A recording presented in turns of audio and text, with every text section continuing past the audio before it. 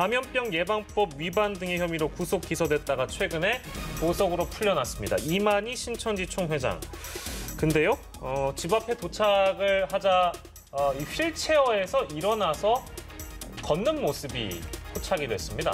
신천지 측은 휠체어에서 잠시 내려서 부축을 받아서 이동한 것을 일상생활이 가능한 것처럼 보도했다며 유감을 표했는데요. 두 분과 함께 이게 어떻게 된 일인지 짚어보도록 하겠습니다. 자, 먼저 보석된 내용, 법원이 보석을 허가한 배경을 먼저 짚어봐야 될 것 같아요. 이호영 변호사께서 그 배경을 좀 짚어주세요. 네, 지금 이만희 총회장이 이제 감염병 예방법 위반으로 지금 구속 재판을 받고 있다가 보석 허가 이제 신청을 했는데 그게 오는 그 9월 18일이었거든요. 예. 9월 18일에 보석 허가 청구를 했는데 이게 바로 받아들여지지 않고 상당 기간이 걸려서 저는 사실 개인적으로 기각될 줄 알았는데 이게 보석이 받아들여졌어요. 근데 그 재판부가 이렇게 보석을 허가한 사유를 보니까 이미 주요 증인에 대한 증인신문 등 그런 서증 조사가 다 끝나서 어떤 증거인멸의 그런 우려는 없어 보이고 그다음에 피고인이 이렇게 구속수감 중에 건강이 대단히 악화된 것으로 보여서 이런 경우는 좀 풀어주고 불구속 상태로 재판을 진행함이 상당하다. 이렇게 지금 보아서 지금 이만희 총회장을 이제에 대해서 보석을 허가하되 다만 이제 보석했을 때 가장 위험한 거는 증거인멸 우려 못지않게 중요한 게 도주 우려거든요.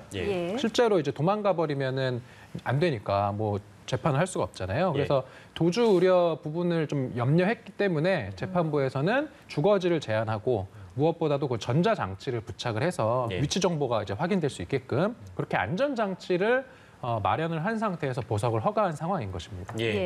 보석으로 이제 나온 뒤에 줄곧 휠체어로만 이동하는 모습을 보여왔는데 집 앞에 도착하자마자 휠체어에서 일어나서 걷는 모습이 이제 포착이 되면서 논란이 된 겁니다. 이건 어떤 상황이었습니까?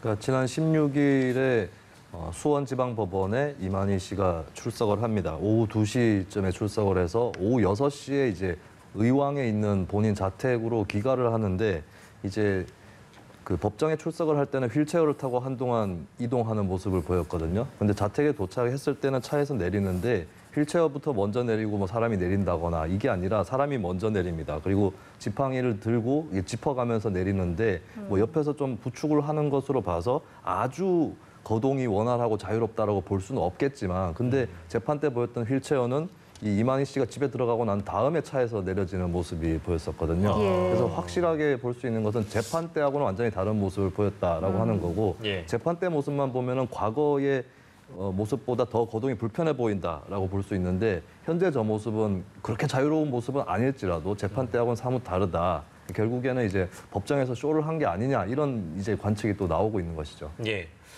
누리꾼들은 이제 이 내용과 관련돼서 비아냥 섞인 반응들이 많이 있네요. 역시 기적을 몸소 보여주었다.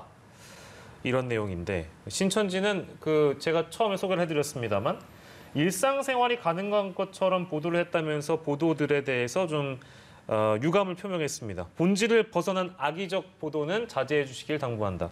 저희가 악의적인 보도는 하지 않을 테지만 이건 뭐 어디까지나 누리꾼들의 의견이기 때문에 잠시 소개를 해드린 거고요. 아무튼 이 보석의 취지가 무색해지는 거 아니냐 뭐 이제 이런 반응들이 많아서 혹시 이게 보석이 취소되고 다시 구속될 가능성도 열려 있는 거예요? 뭐예요? 그럴 가능성이 그렇게 높아 보이진 않아요. 이제 보석 허가의 사유가 지금 뭐 피고인이 뭐 걷지 못한다라고 좀 보석된 건 아니니까 건강이 악화됐고 이제 건강 상태가 우려된다라는 거고 그리고 실제로 이제 그 구치소에 수감 중이잖아요. 구치소에 수감 중인 그런 이제 피고인들은 병원 가기가 사실은 대단히 힘듭니다. 한번 병원 나가려면은 뭐 미리 예약도 해야 되고 뭐 그렇기 때문에 거의 한 뭐 3일에서 5일 정도 이후에나 병원 갈 수 있고 그래요. 그래서 이렇게 건강 상태가 급격히 악화될 수 있는 고령의 노약자나 임산부 같은 경우는 구치소에서 사실은 좀 꺼려하는 측면도 있거든요.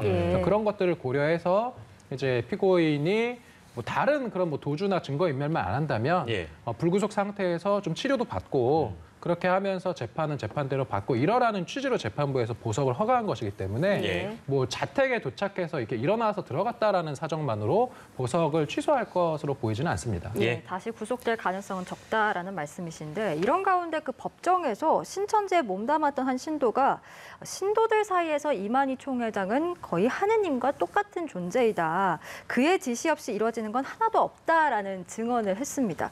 그동안 이 총회장의 별도 지시가 없었다라는 앞선 증언들과는 또 상반되는 증언이라서 과연 이 증언이 앞으로 재판에 어떤 영향을 미칠까도 짚어봐야 될 것 같습니다. 네, 이만희 씨가 받고 있는 혐의 중에 하나가 신도에게 지시를 내려서 명단이라든가 이런 것들을 축소해라라고 했다고 하는 방역 방해에 관련된 혐의를 받고 있는데 여기에 대해서 신천지 측의 계속된 입장은 이만희 회장이 지시한 것이 아니다라고 하는 것이었습니다. 여기에 대해서 탈퇴한 신도가 이만희 회장은 이 신천지에서 신에 가까운 존재인 것이고 그의 지시 없이 일이 이루어지지 않는다라고 반박을 한 건데요. 예. 근데 어떻게 보면은 이것만으로 지시를 했다라고 볼 근거를 이제 확정지을 수는 없지 않을까 그런 생각은 듭니다. 그러니까 저 사람의 지시 없이는 돌아가지 않는 조직이다라고 하는 어떤 전체적인 구조를 얘기한 것이기 때문에 이거는 이제 앞으로 계속해서 공방이 일어날 수 있는 부분이 될 것이고 예. 어떻게 보면 거꾸로 생각했을 때는 신적인 존재이기 때문에 굳이 지시를 하지 않았더라도 증거를 인멸하거나 했을 하급자들이 예. 그럴 가능성까지도 있는 거기 때문에 예, 예. 좀 이 진술만으로는 좀 불충분할 수도 있다. 그래서 앞으로 계속 공방들을 좀 지켜봐야 된다라는 생각이 듭니다. 예, 알겠습니다. 첫 번째 큐브 속 사건으로 만나봤고요.